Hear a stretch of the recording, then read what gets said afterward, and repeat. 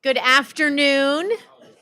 Welcome, everyone. My name is Jenny Emery Davidson. I'm the Executive Director of the Community Library, and I'm very happy to welcome everyone here to the John A. and Carol O. Moran Lecture Hall, and also to welcome those who may be live streaming from afar. We love these programs that we do with the Sun Valley Music Festival, and I'm sure all of you with me feel how the energy shifts in the Wood River Valley when the music festival is underway. In anticipation of this afternoon's program and also of the Friday night performance, I'm thinking about Nisei. And so I wanted to recommend to you a beautiful children's book about two Nisei who have an Idaho story. This is called Love in the Library. It's by Maggie Takuda Hall. And of course, yes, I saw some chuckles. I mean, Love in the Library. How could I not recommend this book to you? And it tells the story of two individuals, two Nisei, Tama and George, who are relocated from the West Coast and incarcerated at Minidoka, which is just 75 miles south of here during World War II. And they find refuge in the library together. Tama is there for the books. George is there for Tama. I'm not going to give the whole story away, but one day she's having a sad day. She was scared and sad and confused and frustrated and lonely and hopeful. And George, I just love these illustrations. I kind of want to do story time and walk around and have you see them. And George says to her, there's a word for that, how you're feeling, There is. Hope bubbled big and bold in Tama's heart. Human, George said. He smiled his big smile, and Tama smiled back. She wiped her eyes. She held the word close to her heart and felt less alone than she had only a moment before. You'll have to check out the book for the full story, but I think that describes also what happens when we read a book, when we're listening to music, and we can feel a little more human, a little less alone than we did a moment before. And with that, I am very happy to turn it over to my friend and colleague, the executive director of the Sun Valley Music Festival, Derek Dean.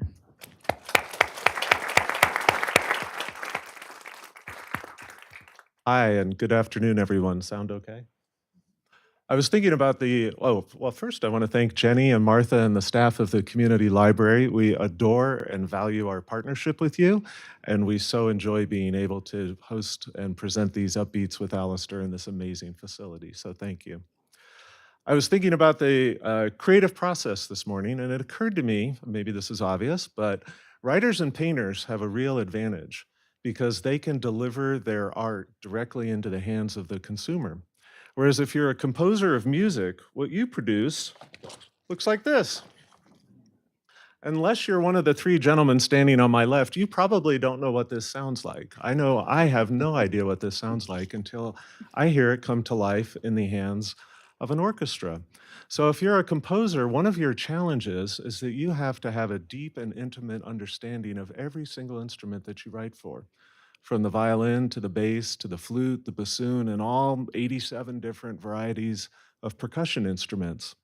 You need to understand their pitch, their timbre, their range, their character, and what is capable of coming out of each of those instruments. There are some instruments where you can't play any two notes you want at the same time. And in addition to understanding the instruments, you need to understand the musicians and what they are capable of. For example, if you write a piece that's impossible to play, no one's going to play it. Has anybody ever heard a live performance of Prokofiev's Second Piano Concerto? Or Ravel's Gaspard de la Nuit? Maybe Alasdair has. I'm a pianist. I don't even want to be in the same room with those scores. They are absolutely terrifying, and there's a reason they don't get performed very often. They're difficult. And so I think that's one of the reasons why so many composers wrote their concertos with a particular performer in mind. If you read the program note to our upcoming concert with Leonidas Kavakos and the Brahms Violin Concerto, he wrote that for Joseph Joachim, who was the most famous violinist of the day. And even this evening, Micho Marrero will sing a piece by Schubert that he wrote for a friend of his who was a soprano. So the composer needs to know that the soloist can actually play the notes that are on the page. But more than that, they don't want the musicians to just run through the notes, take a bow, and go out to dinner. They want them to infuse the music with some energy and some spirit, some soul and some passion, and bring it to life in the way they had in mind. And to do that, they need to inspire the orchestra to really commit to and own that piece. And perhaps the musician they need to inspire the most is the conductor. So if you think about the challenge of conducting a piece for the first time, it's very different if you're a young composer and you're about ready to play Mahler's Sixth. With a click of a button, you can pull up 5 different recordings. You can see how Leonard Bernstein handled that particular passage. You can compare it to how Michael Tilson Thomas handled that same passage. You might not agree with what they're doing, but you have a reference point. You have something that you can test your ideas against. When Alasdair sits down with this composition, he's got nothing. It's just the same notes on the page that I just showed you. And I think it's an absolutely fascinating creative process to think about this whole thing, how this whole thing comes to life. And I'm delighted that we have this afternoon these 3 individuals to share that with you. So please welcome the Grammy-nominated composer, Andy Akiho, the former cellist of the Kronos Quartet, Jeffrey Zeigler, and our music director, Alasdair Neale.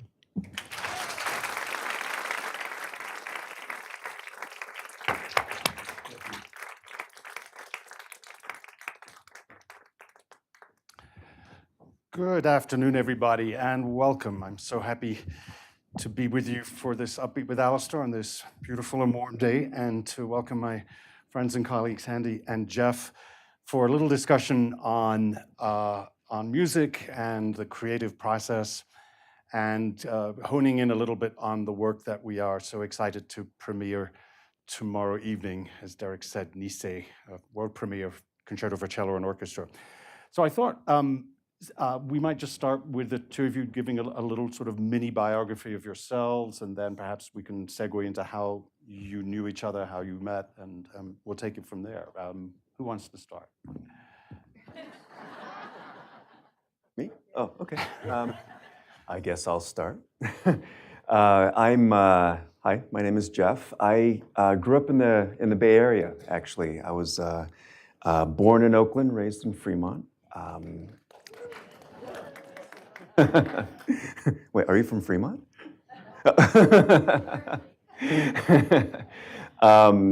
And that's where I was first introduced to music, and I always loved the cello, even though I didn't grow up in a musical family, but it was in so many ways I think I found my voice in that instrument. And one thing that I would love to share, especially from my earlier years in the Bay Area, my cello teacher in high school was Margaret Tate. She, at the time, was one of the cellists in the San Francisco Symphony, and I was a member of the youth orchestra, and she was our coach. So I got to see Margaret actually twice a week for several years, and she was, I think, in so many ways, because not coming from a musical family, I had no idea what it would mean to be a classical musician, what the world of music was like, but she saw something in me that she thought that he might do okay with this, and so it was through her encouragement that I pursued music. And the other thing I would add is this fellow over here, who was my youth orchestra conductor. So he's known me since I was 15 years old. I didn't have as much gray hair back then, and we've actually, can I tell an embarrassing story? Oh, sure. Is it embarrass me or you? Well, no, it's the same thing I said last night, actually. But so I'm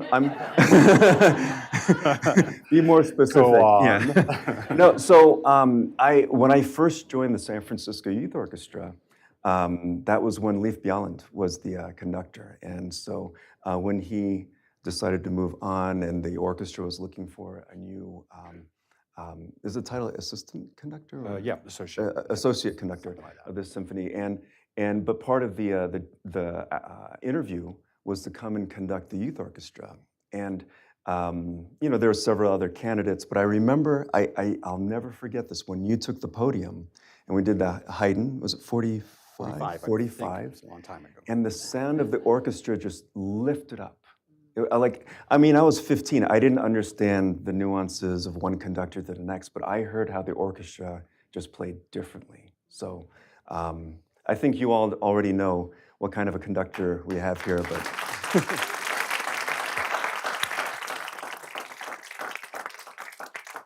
Margaret Tate, we should add, you probably are familiar with the name and her face as well, because she's been a member of the Sun Valley Music Festival Orchestra for a number of years. So there's a lot of familial interchange going on here, and it's Jeff is part of an extraordinary diaspora of talent from the San Francisco Symphony Youth Orchestra that you see from time to time manifested here in Sun Valley, not least of which was a couple of nights ago with Juliana Athade, who was concertmaster. I don't think you overlapped. No, and nor did I overlap with Amos, too. And Amos Yang, of course, our principal cello, was also in the youth orchestra. So it's quite an impressive stable. Well, anyway, it's fantastic to hear your life story. How about a little from you, Andy? Hi. I grew up on the other side. My name is Andy Akiho. I grew up in Columbia, South Carolina. Lived with my mom, and my older sister was about 10 years older. And I don't have really a musical family neither, but my sister was really into rock, drums, and heavy metal. And she was 10 years older, so she had this drum set. It's kind of a hobby and everything, and she got me really interested in drums. So I started on drums, and then I started playing snare drum in middle school, then started doing drumline in high school. And then, and I could just read rhythms, couldn't read pitches. Then I somehow got into University of South Carolina and started reading pitches and getting into all kinds of percussion. Then I went to Trinidad for a minute because I got really into steel pans, you know, the steel drums, steel pan, Caribbean steel, and played in orchestras of about 160, anywhere from 128, sometimes 160 players in full steel band orchestras down in Trinidad. And then I drove up to New York one day, slept in my car, and then I guess I moved there the next day. This the day before the blackout. Do you remember in August 2003? So that's 21 years ago now. Yeah, I drove up the day before that and was driving around Brooklyn. All the lights were going out. I was like, what is going on? New York is weird. Yeah, I was like, New York's out. Went to New York and then found a steel band there and played with the steel orchestra in New York. Is the second biggest in the world. The biggest is in Trinidad. And did that for a while. Then I was a gigging musician in New York and also teaching elementary and high school steel pans for a little bit. And I would just do gigs in the tri-state area, weddings, cocktail hours, anything, playing steel pans and being mainly part of the Caribbean community. And then when I started arranging for the big steel bands in Brooklyn and Crown Heights. And from there, I was getting the bug for creating.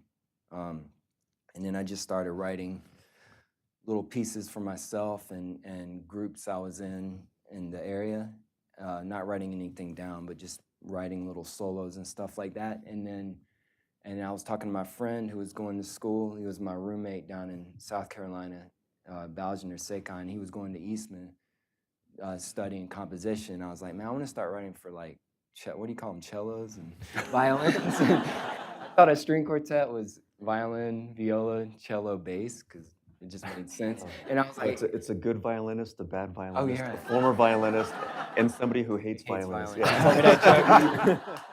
So, and I Speaks the former cellist of the Kronos Quartet. Yeah, of course, cellist. And then I faked my way into Manhattan School, and from there I just started composing like crazy. Started studying with Julia Wolf on the side while I was in Manhattan School for contemporary performance degree, and I was already about close to 30 by this point. So it was way later in life. Jay-Z did that in hip hop.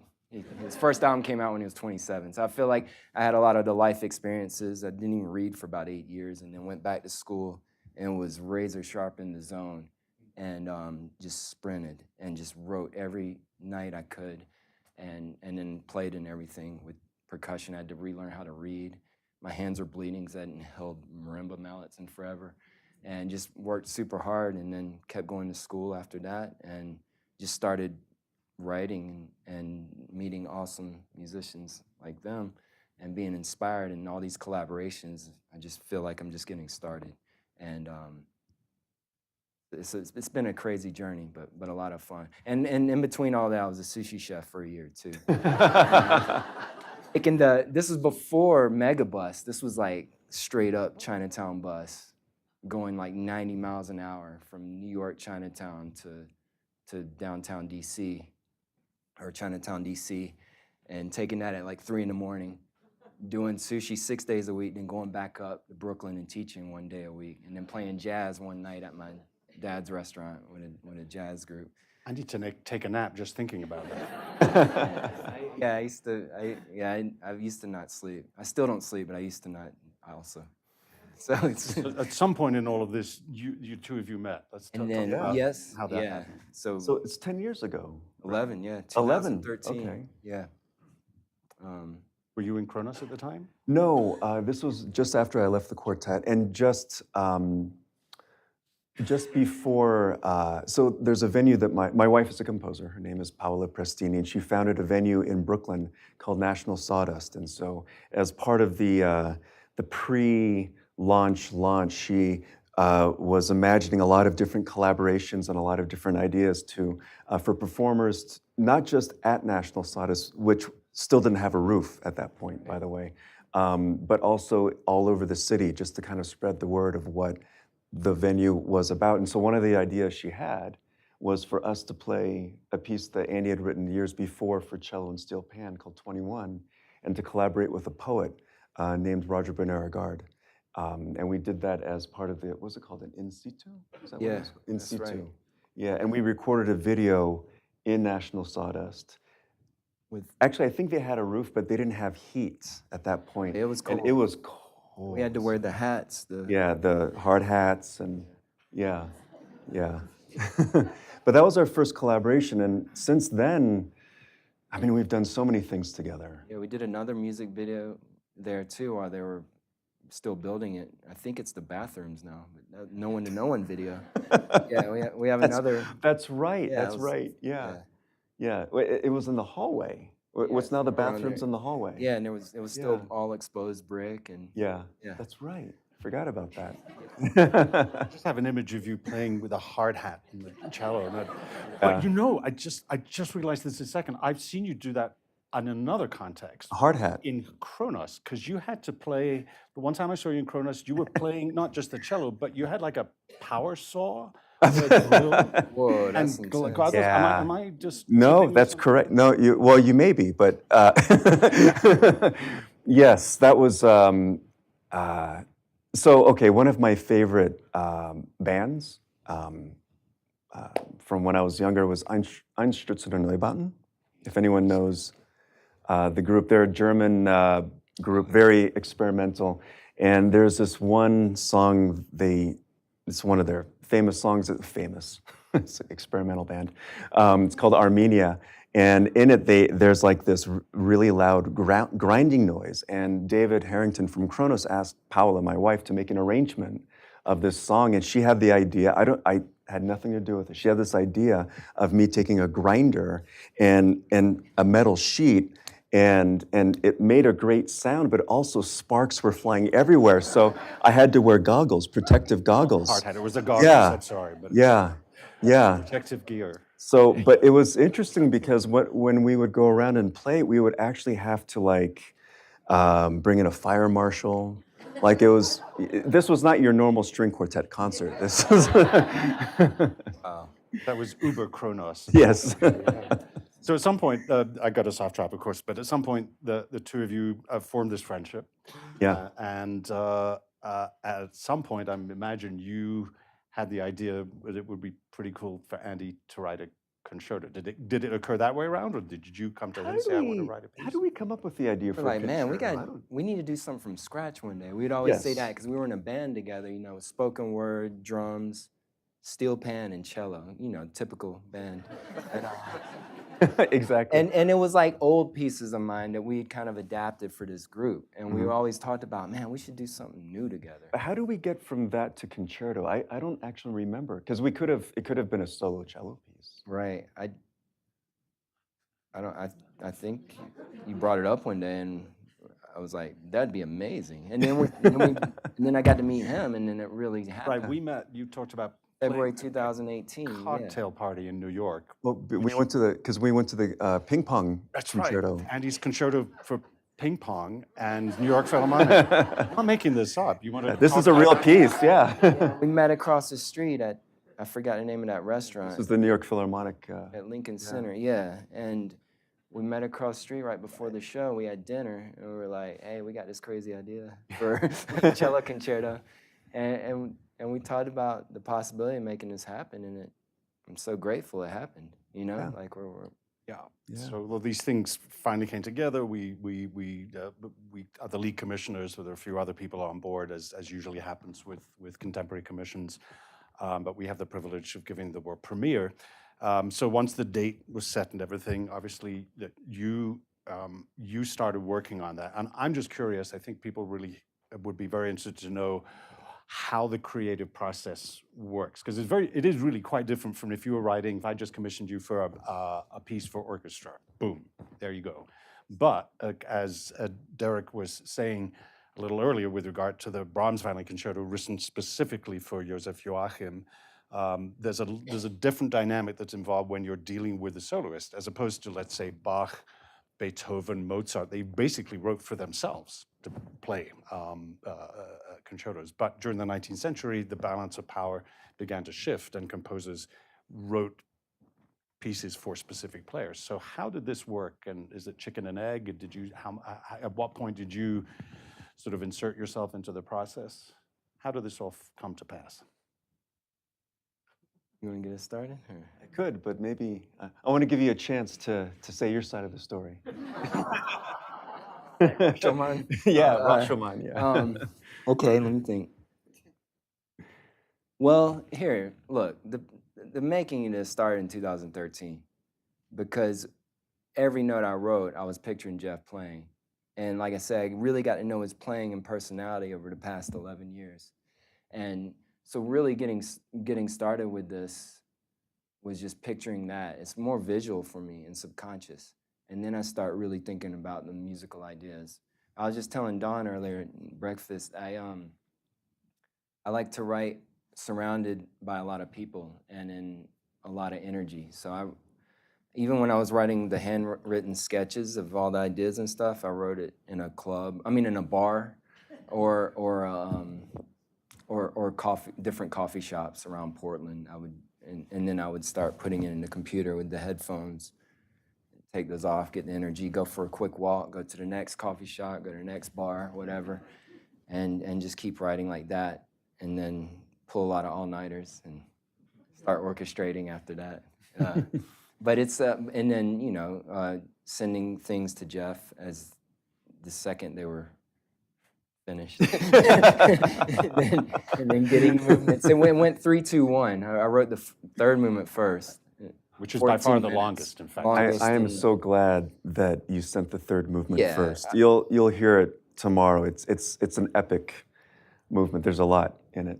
Yeah, I wanted to send the harder, crazier, more epic stuff first. So I started the movement, and I didn't know what it would be, if it'd be first or last or whatever. I didn't know if it was going to be 3 or 4 movements or 1. And then just went with it, and I was like, I think I'm writing a final movement right now. So then I just worked really hard to finish that instead of going back to the other ideas for the other movements. And I was like, let me just focus on this so I can send them something that's significant length and complete. And that's why I got that done. And then I did the ballad, or the slower movement, 2, and the lyrical. And then I did 1 I knew would be more minimalistic, so it wouldn't be as much to have to practice like the other 2. It's a lot of stuff to practice. Yeah. Mm-hmm. I think the word that you even used over the phone was easy. The first movement's easy. I'm like, then I got it. I'm like, okay. Wrong. Relative. Easier. He can play anything. So I think of Much him as can't play in a, it. I think of him as a superhero. Like you Well, give something to Batman or Superman. this explains a lot. This is so, you know, when Andy says that he had me, you know, he was picturing me for every single note that was written on the page. That it explains a lot. You have a you think I'm an amazing cellist. You are, man. That's why there's craziness. Yeah. As amazing as you are, when you saw this for the first time, obviously you taking a quick look over it and realizing, well, there are a lot of notes in this movement. Yeah. And some of them are quite hard. Yeah. And so at what point did you, obviously you started woodshedding and Totally, yeah. then was there a point when you went back to Andy and say, yeah, dude, no. Well, that was like course, 4 minutes after. No, I'm just joking. Call me immediately. No, dude. No. Yeah.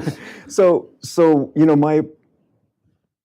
I think, as you all know, I do collaborate quite a bit with, you know, an array of living composers, and so most of the music that I play on a daily basis is new, and I'm usually the first person to be able to decipher whatever scribbles are on the page.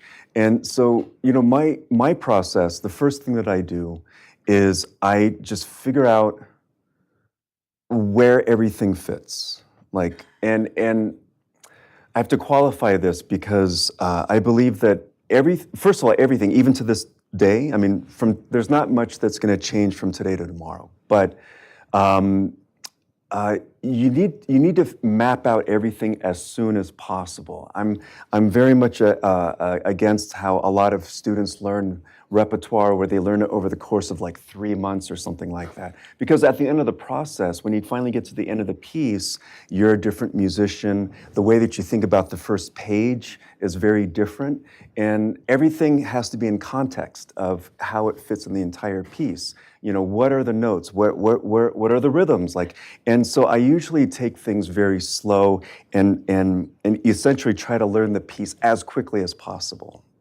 Not polished, but as quickly as possible, with none of the fingerings, none of the bowings. I'm married to nothing. I can change it as I go and tweak with it as I go.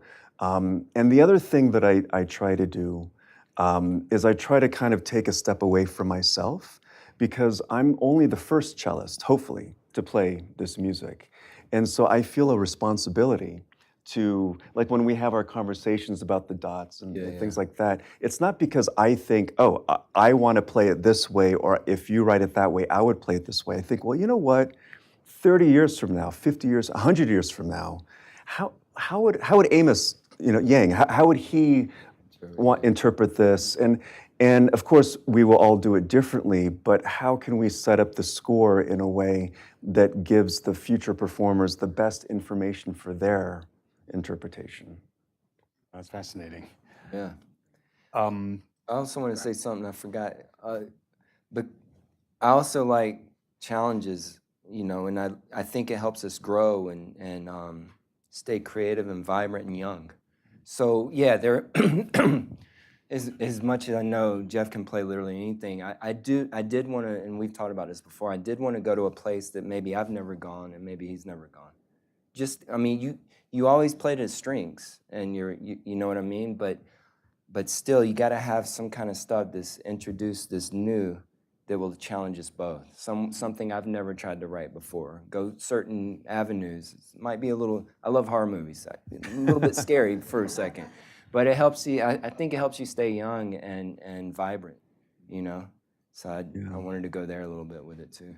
Shall we listen to a little of it? Oh yeah. We have, through the magic of technology and Andy pressing a few buttons, we can give you an idea of the sound world. I think it's really interesting, if I may say, the approach that you've taken to the writing for the cello, which is not always the most characteristic thing you would think of as the cello. You've used it in a very sort of muscular, athletic way, certainly in the outer movements. The middle movement's a little different, but it comes out of the swinging out of the gate, I would say. Yeah, and that's mainly because he's gonna run the New York City Marathon in November. So this is part of the training. But don't worry, the piece is not 4 hours long. Yeah. So. Oh yeah. Yeah, we could give you some samples, and this is like computer playback, so you'll get the real deal if you can make it tomorrow. You know, because it'll be so much more human and musical. But this is like a little mock-up thing. It's like you're seeing a little bit of hearing a little bit of the blueprints, but you're not in the building yet till tomorrow. Something like, I don't know. What y'all want to hear? Let's do some. First, how about we start? We'll just start with it. the very beginning. Yeah. First minute or so, the first movement. Get an idea of the. This is how the first movement starts.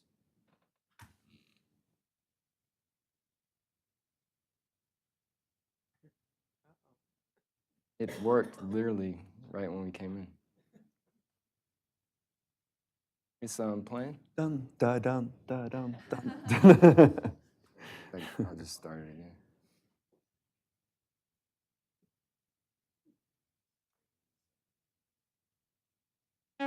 Oh, I just didn't let it go far enough.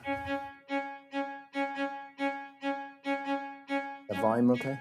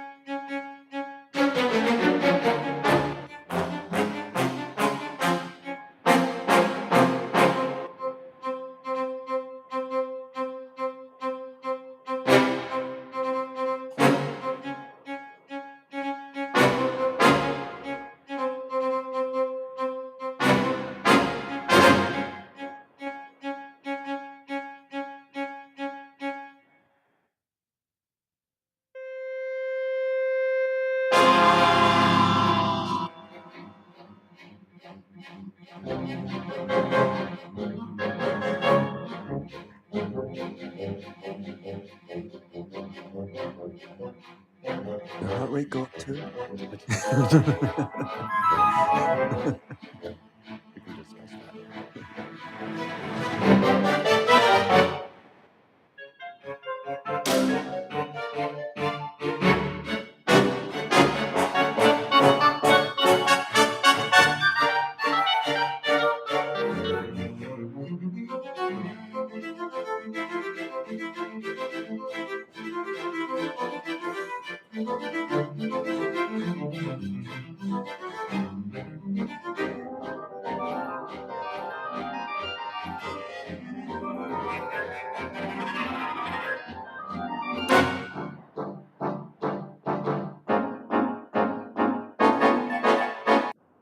Jeff turned to me in the middle. Yes.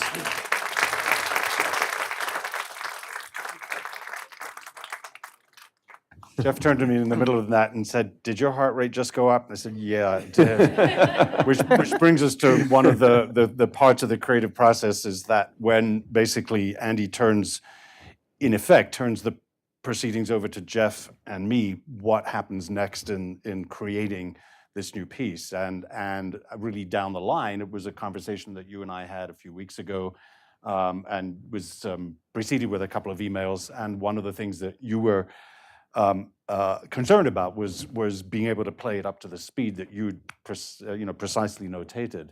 How did you arrive at that decision? Other than the obvious, I guess it's kind of obvious how you did, but Well, go ahead anyway.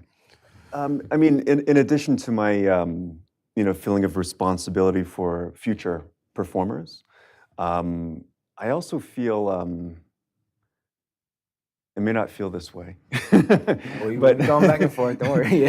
no, but I, of course, I'm thinking about how I personally am able to present a piece of music in the highest possible caliber, but also I think that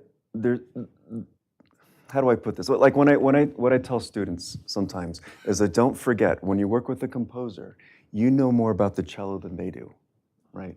And so it's not like, well, I know more than you.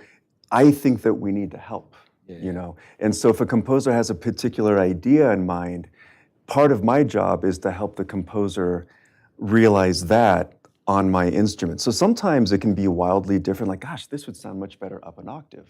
And we talked about that. Or like maybe instead of a big chord, what if it were tremolo? Or like there are different ways to have that conversation. Not because I'm trying to poke holes or find something that's wrong, but how can we make this music really speak the way that you want it to speak? But one of the things, I mean, just talking about tempo for a second, I mean, this is a very common rub back and forth. And for that, I'm sorry, Andy, you've already heard this story. But I always go back to this. I did a research paper in grad school on Beethoven.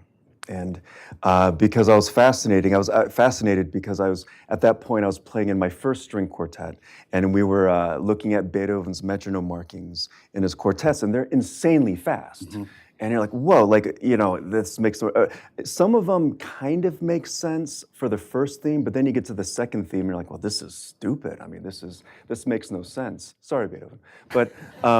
But then in my research, as you all know, Beethoven lost his hearing, and during his lifetime, that's when the modern metronome was invented.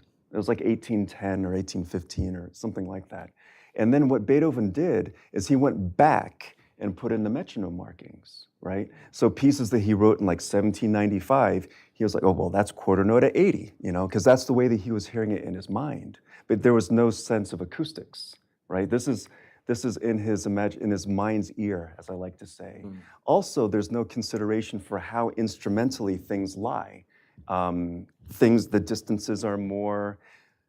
Stringed instruments, the notes don't speak immediately. We have to kind of like carve out the notes. So just the physicality of how to bring these notes to life, there is that extra split second. And this is my favorite part, the big innovation of the classical era. For the musicians and the music nerds out there, more than one affect. Mm. Mm-hmm. The second theme. Yeah. So it wasn't a thing to necessarily play the second theme at the same tempo as the first theme, you know? So you kind of put that all together, and then my third favorite part, if I were playing Andy's concerto in this room, as opposed to playing at the pavilion, it's a different sense of acoustics. You know, this is a smaller space, it's a little drier, you know? If this were a church and it's very wet and boomy, I might have to kind of pull things back or take time in certain moments just so that the audience could actually hear the music. And so at the end of it, I don't even know what quarter note equals 86 means anymore. And so when I get into these discussions with the composer, like, no, it's 86. Like, yeah, but what does that even mean anymore, you know? And that might even change tomorrow night. When the pavilion, the acoustics change a little bit when there's an audience in it. It's tighter, it's clearer. And actually, a good concert hall is frequently that way, and it changes. And we may, on the spur of the moment, without realizing it, adapt accordingly. Yeah. And just, I don't want you to think I'm a Beethoven hater. I actually believe too that the metronome markings that he wrote are very important, and that everyone who plays his music needs to take them very seriously, because they're also a window into how he was thinking about the character and time. And so you should never just disregard what a composer writes out of hand. You need to, they're going for something that's a little bit more effervescent, or wow, this is actually a little bit more, has more space than I was actually imagining initially. So it's a really good, it really shares a lot about what the music is about. Andy, I'm curious, because you are as much a performer as a composer. Do you find yourself when you put it out on the page and then you come into rehearsal, do you find yourself thinking, well, I mean, what is the kind of compromise involved here? I know you guys are very, very close, and it's I've seen it always. Right. So Ian, our boy Ian, percussionist, I wrote this piece for string quartet and marimba. And I came up with these new techniques on marimba, and then I used a lot of like Zanaka's techniques on strings and saw this crazy rhythms. I wrote it at 144, and Ian was like, yo, this is impossible. Like, we'll be able to work it up to maybe 116, and we got it up to 120. And then, and I was like, it sounds really good, it's tight. But after years of playing the piece, he plays it at 160 now. And 120 was right when he did it. He was right, because that's where it needed to be at that time. It was also new material. The strings had to get used to it too, and he had to get used to this new technique and with the different things, and also my vocabulary. I love these. For percussionists, we call these paradiddle-diddles. Like, and he's left-handed, and I do them off the right. So even that, just learning that, now he's faster off the right than off the left, even though he's left-handed. But anyways, because of my vocabulary, he got so used to that, and now I think on the album with Dover Quartet, they ended up doing it 156, 160. So it changes over the course of time. It does work both ways too. And it worked at 120. I would say about Yeah. 95% of the time, too much. composers' Yeah. Tempos are too fast. Too fast. But 5% of the time, they're too slow. Are they never right? 100% of the time, they're not. What's funny is he ended up doing it what I was originally wanting, but then I was like, I don't want this to be too fast. So I thought ahead of time, okay, let me make it 144 just so it's not too breakneck. And even after the years of the piece evolving and it getting out in the world more, it was just more fun to eventually get faster. But I think the whole timeline of it was right. It was nice at 120. It was nice at 144, 156. And like you said, a lot of it depends on the hall. Yeah, that's a huge thing. So the resonance, the reverb. Actually, the same concert that I was grinding for Kronos, we did a piece by Michael Gordon. Actually, the main piece on that program, the big premiere, was called The Sad Park. And it was a response to 9/11. Actually, the whole program was like the 10th anniversary of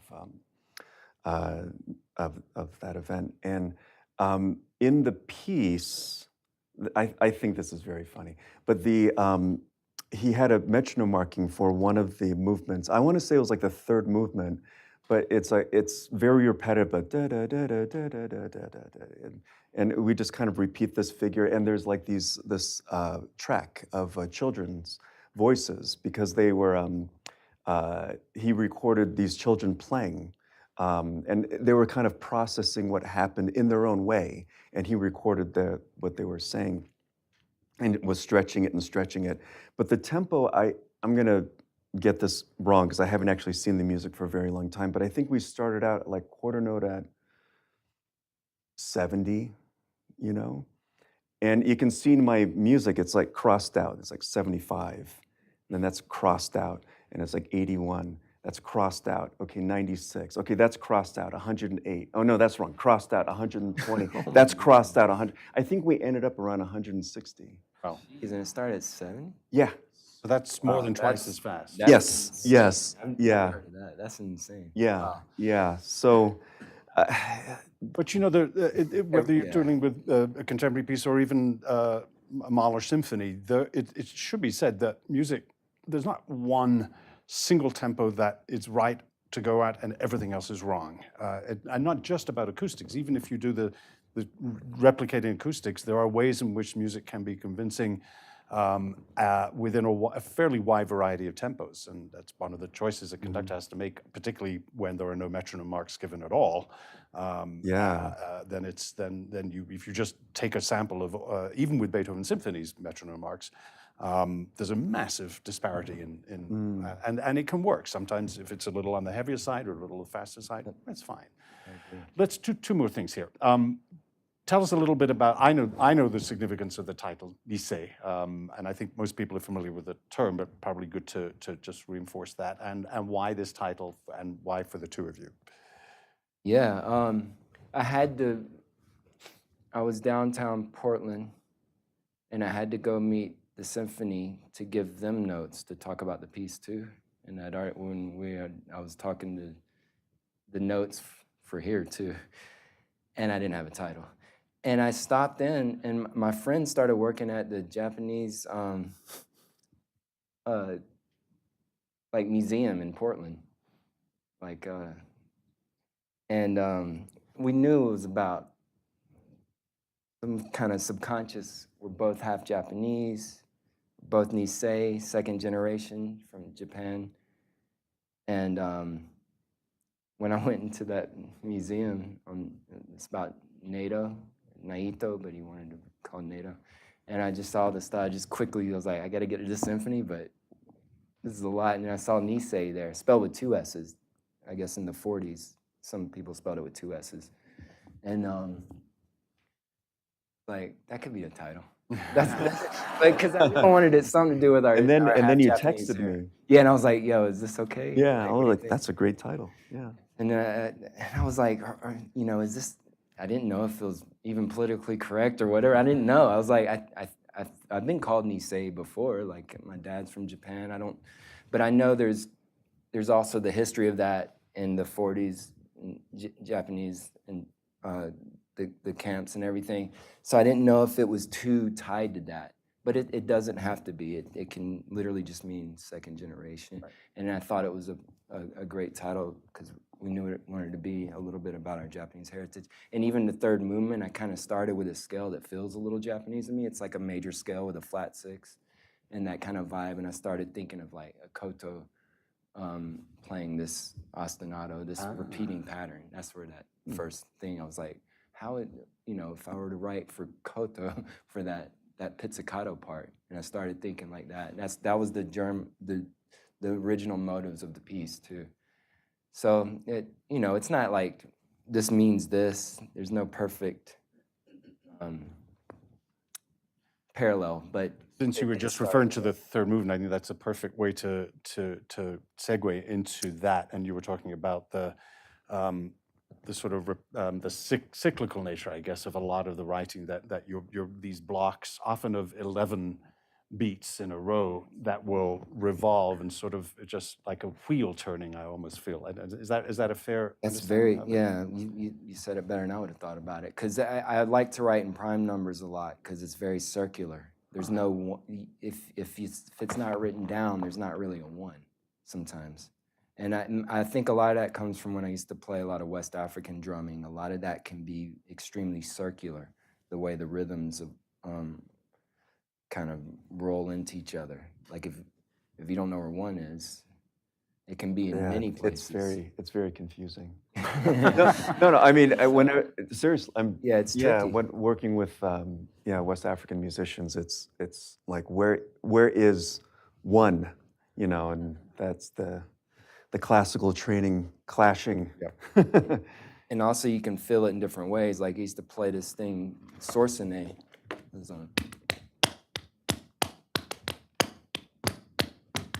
You could think like that, or you can go,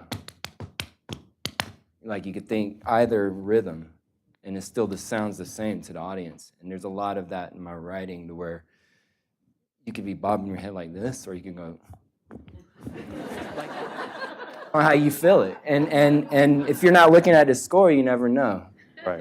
It's just all how you interpret or what lines you're hearing. So like tomorrow you may bob as you feel. I don't know. I may not bob. I've got my eyes pretty clearly on the score because I can count to 10, but 11 is really hard for me. Syllables, so if you say it out loud. It doesn't work. But let's listen to it a little bit while we have it. Want to hear some of the third? Yeah, let's start with the beginning of the third. Yeah, we'll show you how things are starting off. Then we can maybe do a little bit at the end or something. Yeah, I think that would be cool. The build. Because it builds and it builds and it builds. So you can count 11 here. Can I turn this up a tiny?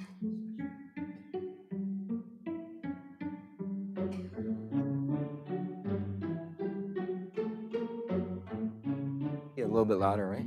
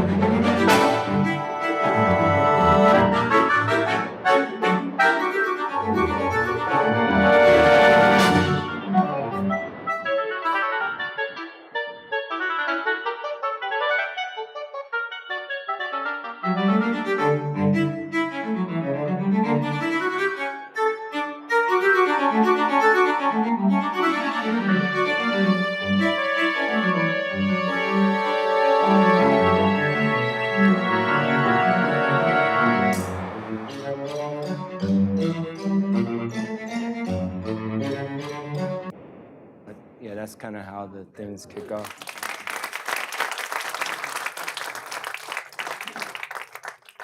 A little bit of the ending build. I think it's.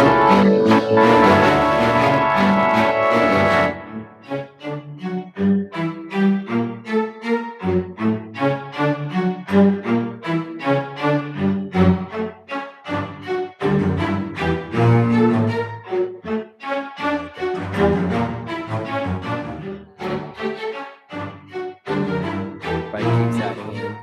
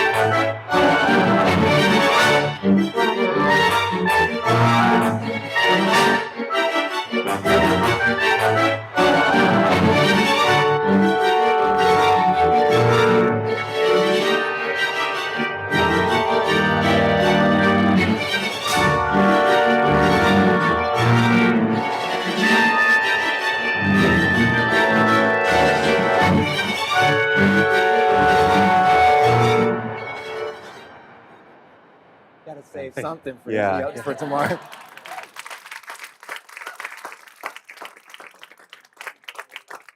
And the way that you think. Yes, Yeah. we're not going to give a spoiler alert, but actually, of course, he's fading it out. But the opposite tends to happen towards the end. It's like more and more layers are added, and it's.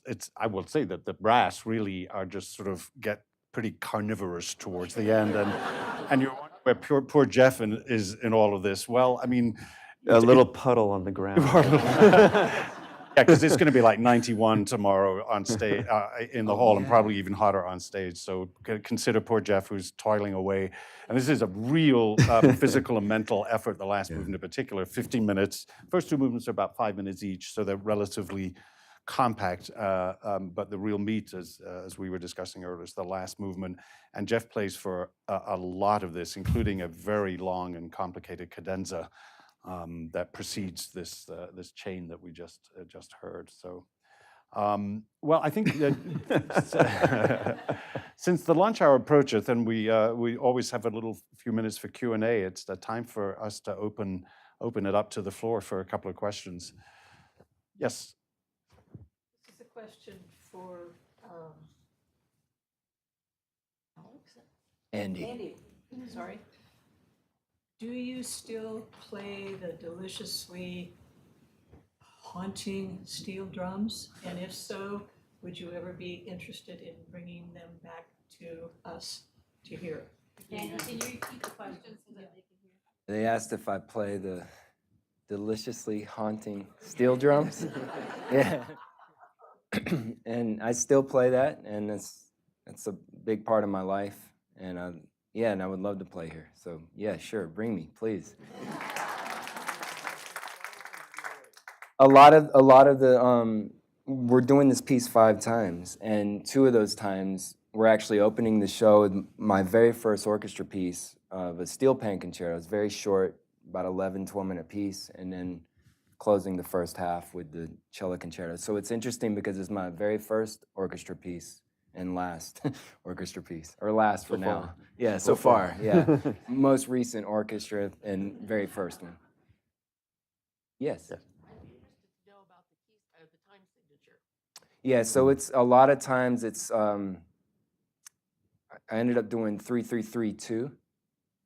And sometimes there are 11-16 bars. So if you're thinking and you can think, right, like you can divide it up in so many ways, but you go.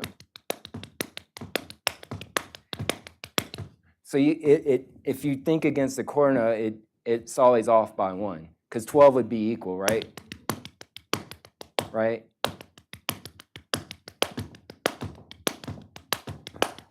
How do you do that with your foot? You know what I mean? So that you see the perspective from 4 different Got it? angles. You know? There's going to be a written test at the end. But so if you're thinking in quarter notes, you could, I wouldn't write an 11-4, it's just too many. We divide phone numbers, 334, right? Area code 3-4, same kind of thing. So it's not as hard as it even talking about it sounds, but you basically you're an 11-4, or you're an 11-16, or you're an 11-8. Just depends on how you divide up the macro fractal stuff. But the 11-16 moves a lot faster. It's 1, 2, 3, 4, 5, 6, 7, 8, 9, 10, 11, pa, pa, pa, pa, pa. So it's like 3 minus 116. Bum, bum, pa, pa, pa, pa, pa, pa, pa, pa, pa, pa, pa, pa, pa. And actually, the first movement does that a lot. Does? It'll be like 1, 2, 3, 4, 1, 2, 3, 4, 1, 2, 3, 1, 2. Yeah. But we have to commit. Yes, sir. Man. Would you say a little more about that prime number thing and like how prime numbers fit into your sense of rhythm? Because like 3 is a prime number and that's a waltz, right? You're right. I like larger prime numbers, yeah. So I love 3, especially from the West African drumming stuff, because 3 can be divided into 4 really easy too, and it fits nice. You can actually, in the second movement, I wrote so she's asking about prime numbers and how that's influenced Like this. 3, 5. 3, 5, 7, yeah, all that. So I'll try to be super quick. In the second movement, I wrote a piece, we call it compound time, and that's where the subdivisions are in 3. So it's in 12/8, like like that kind of thing. And then I ended up changing it to actually kind of Occam's razor it to make sure it worked for more people. But to the audience, it sounds like boom, dum, dum, gum, gum, gum. But he's actually conducting gum, gum. And it works better with his melody, and it works out because then just the way it is, it would be really, it gets messed up if you just stay in compound. So I ended up switching it from what I hand wrote. When I put it in the computer, I put it both ways and then thought about it for a couple days and then ended up doing it in 3/4 instead of 12/8, that kind of stuff. But in general, prime numbers I like, because like I said, I like to feel that circular thing and off by 1 to where you feel the different, you hear the same, or you see the same color. Let's say you see yellow, but you see it against green, you see it against blue, you see it against red. It's the same color, yellow, but it looks different when you see it in different perspectives. And I like to do that with these kind of cyclical rhythms that take 4 or so many times to repeat on themselves. So it's just fun. And I like to hear that, One of the things that for me you're demonstrating also is the trust that is happening to unlock this creativity, that the maestro is going to have the right tempo.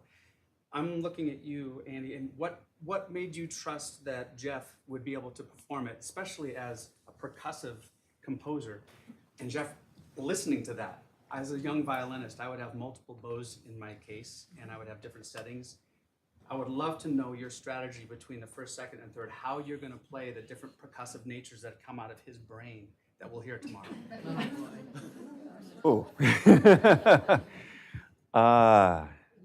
That's an excellent question. You know, I'm not sure if this is answering the question, but you know, one thing that what I've been thinking about in this discussion, earlier you were mentioning going somewhere new and kind of taking our work together to a different place, and this definitely feels that way for me. But also, there are so many familiar threads, both from the work that we've done together, but I think that also like the paths that we've taken, Yes. very different, but yet also lots of parallels and lots of. I mean, we mentioned, like, for example, we're both half Japanese. You grew up in South Carolina. My father's family is actually from South Carolina, and so there's so many things that are spoken, unspoken, that we just kind of see each other very naturally, you know. That being said, what's my plan for tomorrow aside from survival? I told him to put water on stage. You might- Yeah. You know, I love the arc. I love the piece. I love the arc of the piece. I love the journey that we're going to go on together. You know, the first movement is so focused. It's like the periodic table of elements. It's just like brought down to the most concentrated form. And then in the latter half of the piece, it just kind of explodes, you know. And at that point, it's like when I like to joke like, oh yeah, it's like riding a bike, but like downhill with no brakes. You know, there are different types of drivers. There are people who just love the brake too much, and sometimes you just kind of got to embrace the momentum of it. And then, of course, the second movement just expands and has some funny twists and turns. And then when you get into the third movement, it's just a very long arc. I feel I don't want you to take this the wrong way. There's something very similar in that arc, just like the Shostakovich concerto, where it's like you begin the second movement, and I like to joke like the audience has no idea what's like it's such a long journey, you know, and then you have this beautiful cadenza and this really amazing build to the end, but there's a really long scope, and I feel like with kind of going into the third movement, especially since the second movement ends on the same note as the first movement. It's almost like it doesn't bridge, but it almost bridges to the third movement, and there's this really long and a big cadenza in the middle. So I guess in my mind, that's what I'm thinking is just this journey with so many different chapters to it. And so my goal is to kind of bind that all together so that when we finally get to the end, that you haven't heard yet, which is different than you're expecting. It's a very clever ending. I really like it. Thanks. Yeah, and also with the third movement, even though it took us to new places, I did start, I forgot to mention this, I did start from our very first project. That's why it is this, because our very first project we did was called 21, and it's in 27, prime number. It takes 9 bars of 3 to repeat. And I wanted to start there and then just take it way different. But like not start exactly there, but that same kind of vibe. And I was like, okay, let me bring our original think roots. about that. Of That's course, why yeah, it starts because with 21, it pizzicato. starts with pizzicato. And- I didn't even yeah. think about that. And so I was like, I'm just gonna take that little seed of what we started with and just take us to new adventures. Yeah. You got one more question. Yes. This was they needed the music quick. The printed music had to overnight it here. When I finally finished the first movement, and I was driving, and I was just thinking about I always have a cover. I have to have a cover. And I was driving to the print shop, and I take over this print shop. They know me. They let me use all the machines, and we're like, we stayed there till like 9 o'clock at night. They stayed after for me. Anyways, we printed like a whole bunch of scores, but I was like, okay, I gotta think of this cover, and I was just thinking of the Japanese flag, and then just thinking about our roots and background. I just started picturing it moving around in the red, and Jeff's half black, half Japanese. I'm half white, half Japanese, and I just started messing around with picturing in my head, and I was like, all right, what's something I could do really quick, but really symbolizes a lot of our roots, and that I could just do in Illustrator and Photoshop real quick. So did that, and then the back is the inverse of that, and then the back of the parts is a little bit different. It's this in stacks of 3, but all the colors, it creates this kind of illusion thing. So there's 3 versions. It was when you were at the print shop. That's when I first played for you. Yeah, I was. Right. I took over one of their offices in the print shop, and closed the door and put on a Zoom, and he was playing for me. Yeah. And I had to take a break. I was like, It was so back funny. in about an hour, y'all. Like, But it was so funny because we were talking about, oh yeah, maybe this should go up an octave, and you had this look in your eye. You're like, I can't change that. I'm at the print shop, or maybe should I? but I did change Yeah. something. And I was like, Andy, don't. No. This has to be turned into Sun Valley. Don't change it. Just print it. As I had to it is. overnight it that night. So So it was almost one day later. yeah. Yeah, time is of the essence. But well, there's the little look under the hood of what it takes to put a contemporary piece of music. Thank you, Jeff. Thank you, Andy.